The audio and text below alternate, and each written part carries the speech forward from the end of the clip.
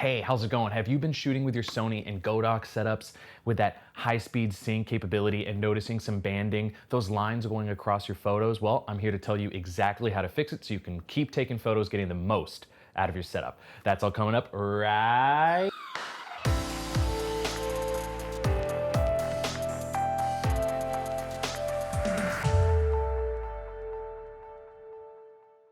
now. Hey, how's it going? Kyle here, helping you level up your photo, video, and music. And if you're into any of those things like I am, be sure to click the subscribe button. Check out some of my other videos so you can see everything that I'm up to. I'm not sure if you may have seen this video, but I did a review on the Godox AD200 as well as the 860 Mark II, and I shoot with the Sony, and one of my complaints with both of these systems, a little bit more so on the AD200 than the 860, is that when you're really pushing the limits of that high-speed sync, really going for those fast shutter speeds, sometimes you're going to notice some significant banding, those ghost lines going horizontally or vertically, depending on how you're holding the camera. And it really makes your photos unusable, entirely unusable. So that was one of my biggest criticisms of the system. And well, I had some comments in those videos with other people who had experienced those problems and did a little bit more research than me and figured out how to fix it. So there's a feature inside Sony Mirrorless cameras called electronic front curtain shutter. And it's a valuable feature that allows you to, when you are shooting in with slower shutter speeds, it minimizes the movement inside the camera's internals by eliminating the actual physical front shutter curtain. So the exposure begins digitally with the technology inside of the camera and the sensor and is ended by the rear shutter curtain. Long story short, if you would like to eliminate the banding that you get when you're using high-speed sync with the Sony and Godox systems, go ahead and just turn that off, and you can turn this video off right now. If you're curious as to learn a little bit more, I'll do my best to try and explain it to you. So without getting too technical as to how the curtains work inside of your camera and how it interacts with your sensor, I'm going to give you kind of a brief description. When you hit that shutter release button, the front curtain is going to move out of the way and expose your sensor to light. Now, depending on how fast your shutter speed is, that rear curtain, the second curtain, is going to cover up the sensor, effectively exposing your sensor to light, your scene, for a specified amount of time. That's your shutter speed. So we're gonna do a little experiment and show exactly what this looks like in practice, the symptoms, and then we're gonna do the fix, and we're gonna prove that that fix actually works. Right now, I'm shooting with my Sony A7S. I have my fancier cameras filming right now, but I've done this test with those before this filming, and suffice to say, 100% it works across all of the Sony cameras that I own. I'm using an FE 1.8 85mm lens and the Godox AD200 as well as the 860 Mark II. We're gonna do some tests with everything to really cover all the folks that might be watching this video. I'm going to leave my aperture at 2.8 relatively open, and I'm gonna turn my shutter speed. To start, we're gonna go to 1/250th of a second, which is the limit of, or the lower limit of the high-speed sync. Let's go ahead and turn down the power of the flash to 1/16th, just so we have a relatively exposed image. And then we're gonna turn this bad boy around. Now keep in mind, the first shots I'm doing are going to be with the electronic front curtain shutter turned on. Here we go. All right, so we're a little bit overexposed on that, but right now I'm not seeing any banding, and I shouldn't. This, right now, the settings that we have, we shouldn't be having the problem. Okay, right now, nothing really pronounced. I think I might be seeing something, but it might just be my eyes. I'm looking at a small LCD screen, and you know, I'm looking for the problem, so I might just be making it up. Let's go ahead and crank this up to 1/1600th of a second.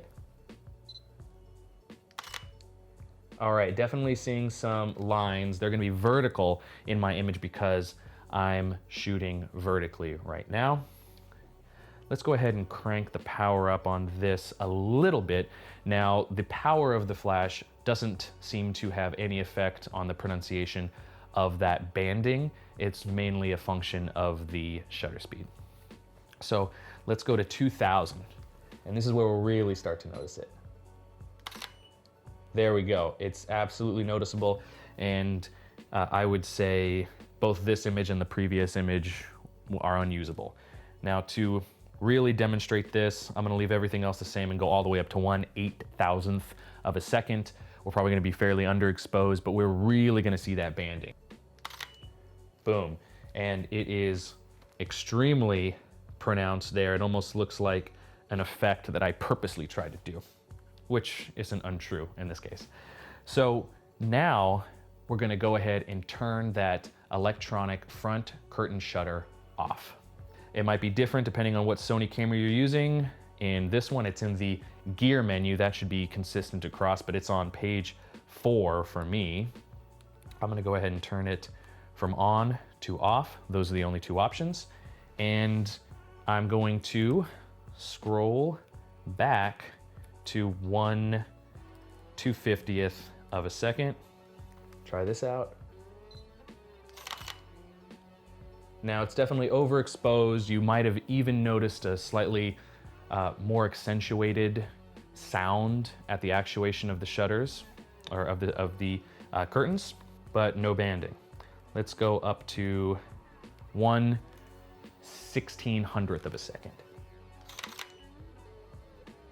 No banding at all from what I can see in camera. Once I load these up in my computer, maybe I'll see something. Scrolling all the way over to 1/2000th of a second. And no banding at all. And remember, 1/2000th of a second is where you could really start to notice the banding. And let's go all the way up to 1/8000th. And yeah, a little bit underexposed, but well, fairly underexposed, but quite moody. So with that brief experiment, we were able to prove that the electronic front curtain shutter was the cause of the banding across our pictures when using the Sony Mirrorless cameras, a Godox trigger, and the Godox AD200. Let's go ahead and do this again a little bit faster. I'll leave the metadata on the actual picture on the screen so you'll see it, but I'm gonna repeat that exact same experiment with the 860 Mark II. Here we go.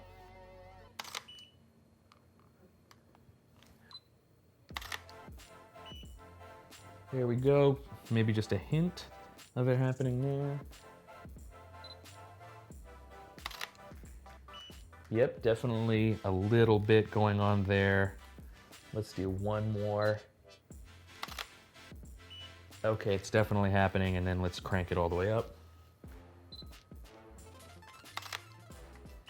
And it's definitely pronounced on that. Now turning the electronic front curtain shutter off, starting back at 1/250th of a second. Again, you can hear a more pronounced shutter actuation. Nothing. Still nothing. Let's do one. Couple more.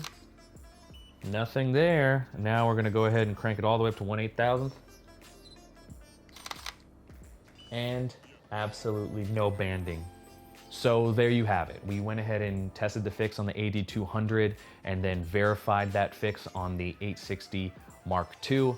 No more banding. So if you are a Sony mirrorless camera shooter and you are trying to do high-speed flash photography with the Godox universe of flashes, which I obviously can't say enough good things about, you need not worry. It's a very simple fix.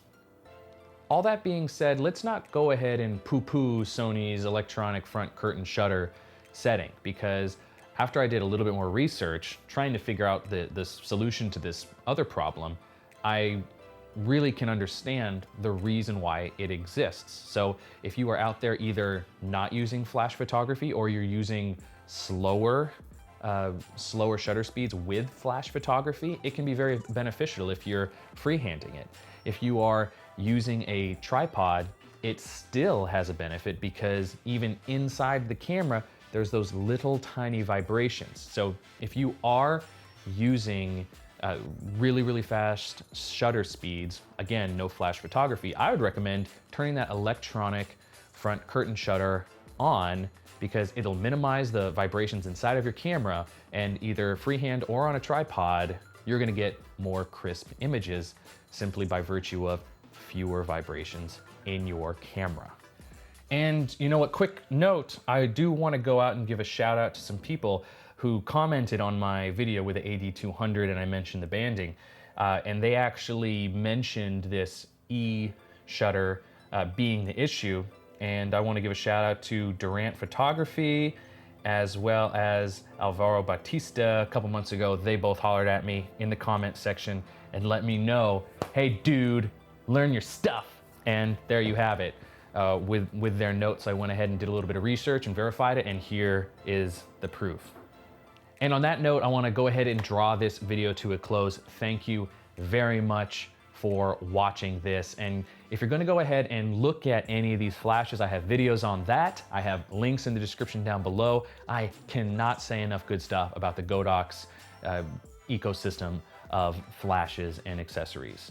So if you like this video, please click that like button and maybe even leave a comment letting me know what I did well. And if you didn't like this video, do the other thing, but certainly leave me a comment down below so I can know what I can improve on in the future. I really do want to be sure to deliver excellent content to you, and I'm very serious about helping you level up your photo, video, and music. So until next time, cheers.